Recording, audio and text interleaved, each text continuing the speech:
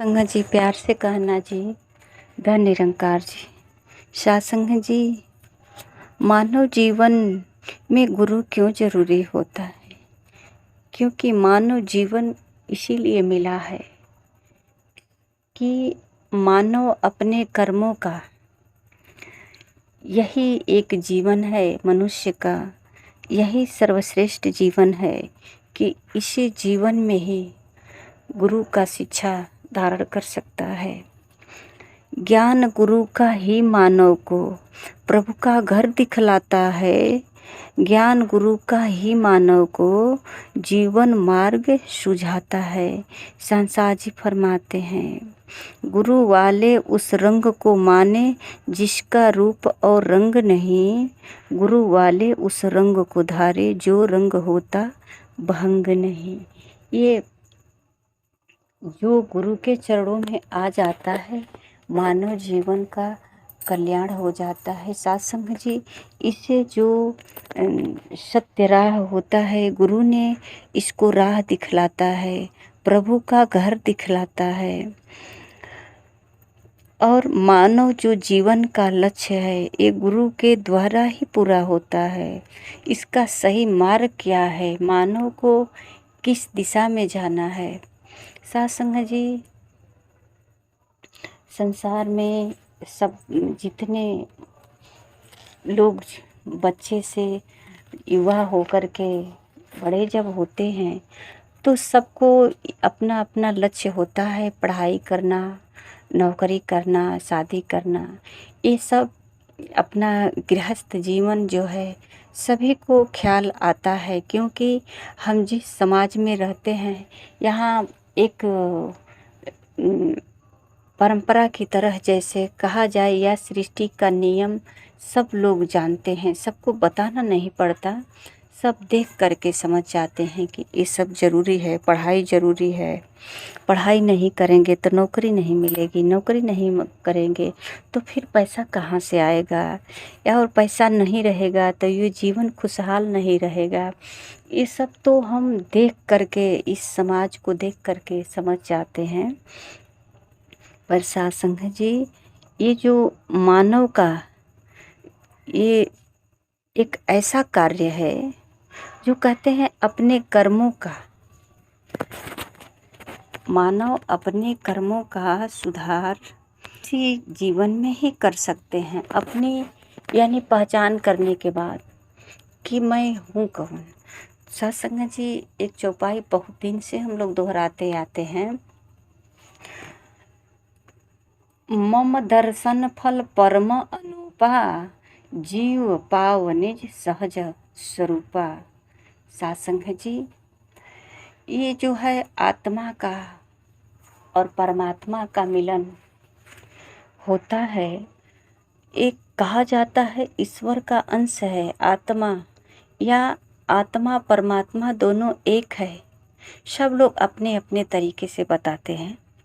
सत्संग जी, जब ये दोनों का मेल होता है तो यहाँ ये जीवन कहते हैं ना कि जीव पाव निज सहज स्वरूपा, ये अपने स्वरूप का पहचान कर लेता है, मैं कौन हूँ। ये अपने जब मूल को जान लेता है तो सत्संग जी, ये ख्याल आता है कि यहाँ सिर्फ रोटी कपड़ा मकान का व्यवस्था करना ही मेरा लक्ष्य नहीं है, ये लक्ष्य तो कुछ और है। और सत्संग जी, ये गुरु हैं जो मार्ग दिखाते हैं कि लक्ष्य को प्राप्त करना। अब तो केवल ये दिखा दिया गुरु ने, स्वरूप का दर्शन करा दिया और ये जीवन सहज हो गया। जब अपनी पहचान कर लेते हैं, जब कहते हैं कि ये दर्शन से फल, यह जीव को अपने सहज स्वरूप को प्राप्त हो जाता है, तो सत्संग जी, ये भी एक अपने कर्मों का ही फल है। महापुरुषों का ये कथन है कि ये कोई साधारण फल नहीं है। हम एक फल की आकांक्षा करते हैं कि जो हम काम किए हैं, पढ़ाई किए, तो पढ़ाई का क्या फल प्राप्त हुआ? नौकरी मिल गई तो हमको सिद्ध होता है कि हमने पढ़ाई में सफलता प्राप्त किया, बहुत मन से परिश्रम किया, पढ़ाई किया, नौकरी मिल गई। साथ संगत जी, इसी प्रकार ये मानव जीवन का एक जो कर्म फल है, जिसके जीवन में गुरु का आगमन होता है और गुरु ने ही जब ये राह दिखाता है, सत्य मार्ग का, और जो अपने स्वरूप का सहज स्वरूप को प्राप्त कर लेता है, जो अपनी स्वयं की पहचान कर लेता है और सहज हो जाता है, उसके जीवन में अब किसी प्रकार की कठिनाई ही नहीं होती है। उसे पता चलता है कि मैं कौन हूँ, और ये काम गुरु के द्वारा ही होता है, बिना गुरु का नहीं होता है, क्योंकि ये गुरु ही है। सासंग जी, सब लोग कहते हैं कि बिन सत्संग विवेक न होई, पर सासंग जी, सत्संग से जुड़ाव नहीं होता है, केवल चौपाई को दोहराते रहते हैं कि रामायण में लिखा है, बिन सत्संग विवेक न होई, राम कृपा बिनु सुलभ न सोई। सासंग जी, जब ये विवेक सत्संग में ही मिलता है तो ये विवेक होता क्या है, इसको एक बार जान सकते हैं, प्रयास कर सकते हैं, सत्संग में देख सकते हैं। सत्संग जी, ऐसा नहीं है कि संसार में कोई ऐसा व्यक्ति नहीं है कि प्रभु का प्रार्थना नहीं करता होगा, प्रभु को याद नहीं करता होगा। सब लोग, चाहे वो किसी माध्यम से करे, किसी आस्था को अपनाए हैं, पर प्रार्थना तो सब लोग परमात्मा का ही करते हैं। ऐसा एक भी व्यक्ति नहीं है जो प्रभु परमात्मा नहीं कर प्रार्थना नहीं करता होगा, चाहे वो दुर्गा माई के नाम से करे, विष्णु भगवान के नाम से करे, हनुमान जी का भक्त हो, भोलेनाथ का भक्त हो, या चाहे जिसका भी करता हो, सब लोग करते हैं। तो सत्संग जी, सब लोग क्यों करते हैं, क्या कारण है इसके करने का? क्यों? जब पढ़ाई कर लेते हैं, नौकरी जब मिल जाती है और पैसे कमाने लगते हैं, तो ये तो सबको पता है कि अब पैसे हाथ में आ गया तो आटा चावल दाल लाएं और इसको पकाएं और खाएं, ये तो सबको मालूम है। वस्त्र खरीदें, अपने मनपसंद वस्त्र पहने, तो ये सब करने के बाद फिर यह क्यों करते हैं?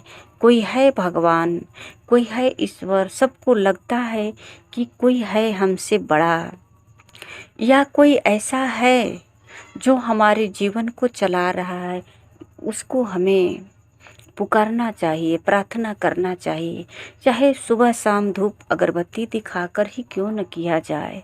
हम नहा धो कर के ही, नाम कुछ याद है जो हमारे अपनों ने कहते आ रहे हैं, चाहे राम राम कहें, राधे राधे कहें, कृष्ण कृष्ण कहें, जो जिस नाम से पुकारते हैं उसमें से कोई ऐसा नाम है जिसको हम पुकारते हैं, राम राम कहते हैं, कृष्ण कृष्ण कहते हैं। तो सत्संग जी, इस तरह से हम अपना जुड़ाव रखते हैं। ये जानकारी नहीं होता है, न जानकारी करने की कोशिश करते हैं कि राम कृष्ण से कभी हमको मुलाकात भी हो सकती है, कभी इनका दर्शन भी हो सकता है। इस विषय पर हम ज़्यादा गहराई से विचार नहीं करते, बस ये है कि अपना कमा खा रहे हैं और भगवान का भजना जरूरी है। चाहे वो कुछ क्षण ही के लिए ही भगवान का आरती पूजन करें, कुछ भगवान का मूर्ति तस्वीर बनाकर खरीद कर ला करके हम भक्ति करें, तो करते हैं। सत्संग जी, एक कबीर जी का तो आता है कि कहते हैं कि कैसे, तो दोहा एक आता है कबीर जी का। सत्संग जी, हर समय मतलब कह रहे हैं कि गुरु जो है ये मानव जीवन को संवारता है। कहते हैं ना, हाँ, कि गुरु कुम्हार शिष्य कुंभ है, ऐसा ही कुछ कहते हैं। गुरु कुम्हार शिष्य कुंभ है, गड गड काढ़े खोट अंतर हाथ, अंदर मतलब अंतर हाथ सहार दे, बाहर मारे चोट। सत्संग जी यहाँ जो है ना, उसको ये कुम्हार जो होते हैं बर्तन बनाते हैं मिट्टी का, तो ये मिट्टी के बर्तन बनाने वाले भाई जो बनाते हैं तो बर्तन को अपने एक हाथ नीचे और एक हाथ ऊपर दे करके उसको पकड़े रहते हैं, सहलाते हैं। इसी से कुम्हार को और शिष्य को मतलब ये तुलना उदाहरण दे करके समझाते हैं। तो ये गुरु जो होता है सत्संग जी, मनुष्य के नाक नक्शा तो नहीं बदलता, ये तो जो बना हुआ है वो तो है, इसमें तो कोई परिवर्तन नहीं हो सकता है, पर इसके मन में परिवर्तन आ जाएगा। कहते हैं कि इसको ठोक करके साला करके पीट पीट करके, जैसे कुम्हार घड़े को भीतर से हाथ का सहारा दे करके बाहर चोट मार मार कर घड़े को सही आकार देता है, उसी तरह ये गुरु भी है ना, शिष्य को जो है इसके अंदर का जो समझ है, जो भावना है, विचार है, ये नकारात्मक विचार को निकाल देता है और इसके अंदर जो है सकारात्मक विचार भर जाता है, जिसको कहते हैं दैवी गुण। और ये वही मानव होता है, पर उसके अंदर समझ आ जाती है। गुरु के ज्ञान का जो असर होता है उसके अंदर समझ आ जाती है। अब उसका जो है सोच विचार इस संसार में बदल जाता है।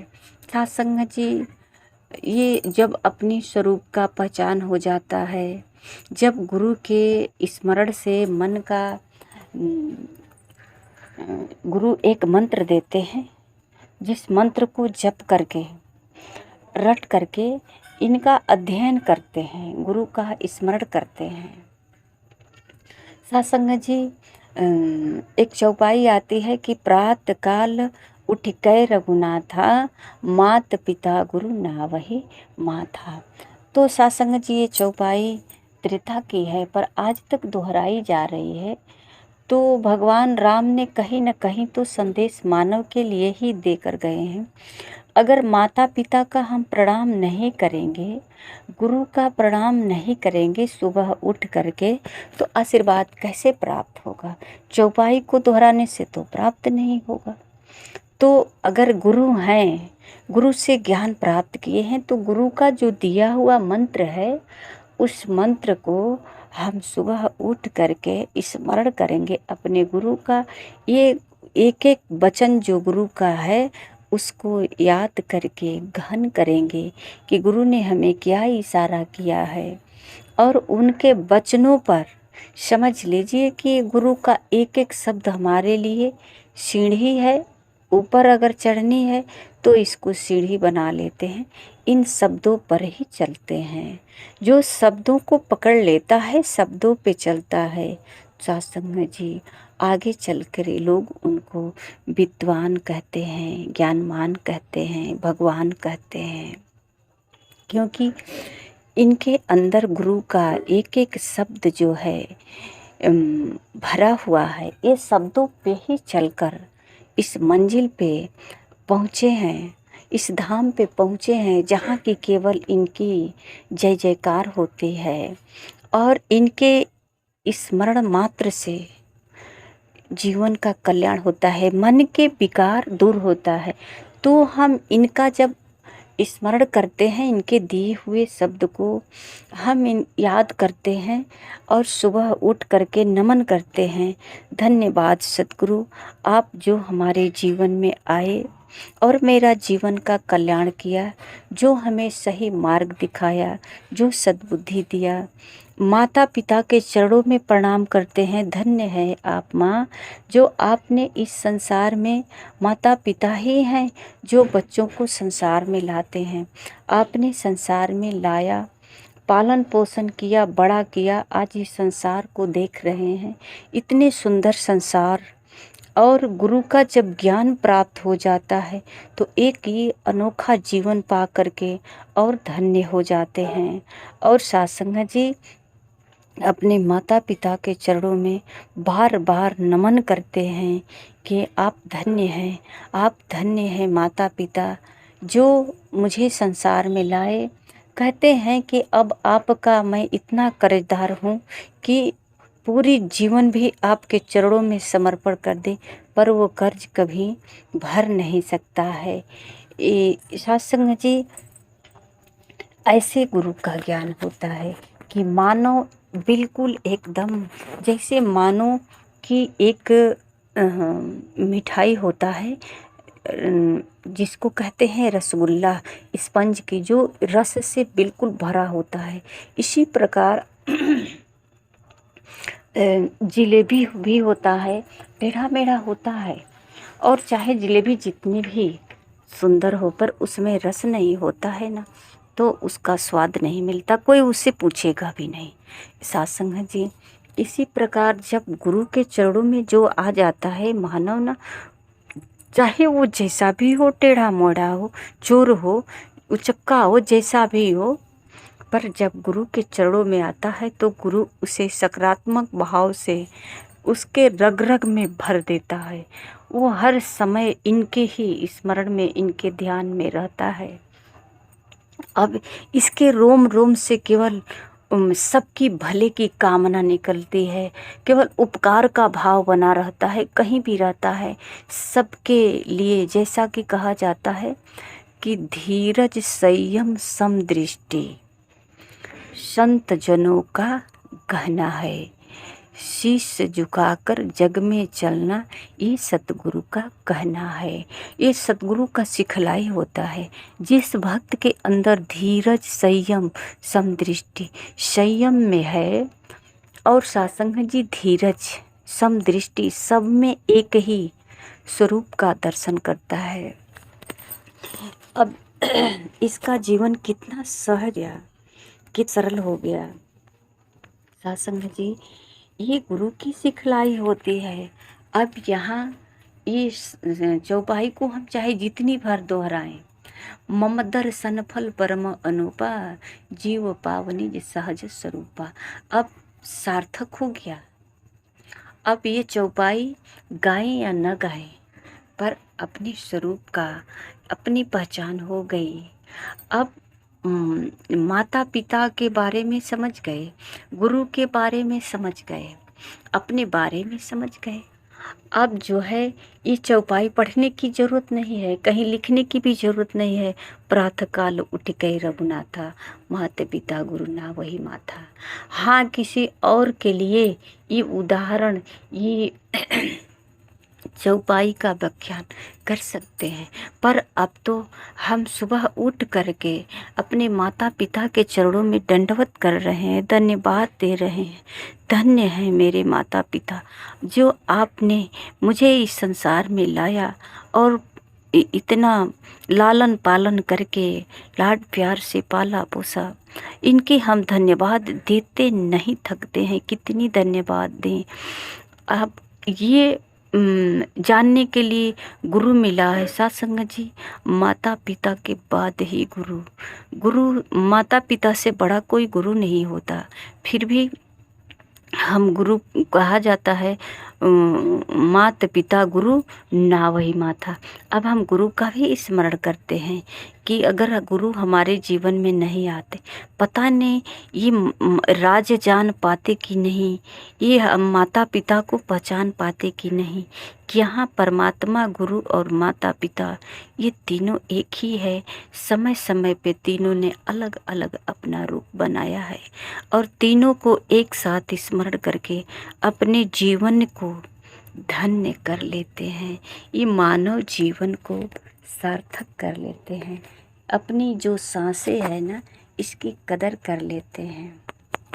और सात्संग है जी, ये मुक्ति का मार्ग है जो सतगुरु ने हमें बताया है। सात्संग है जी, प्यार से कहना जी। धन्य निरंकार जी।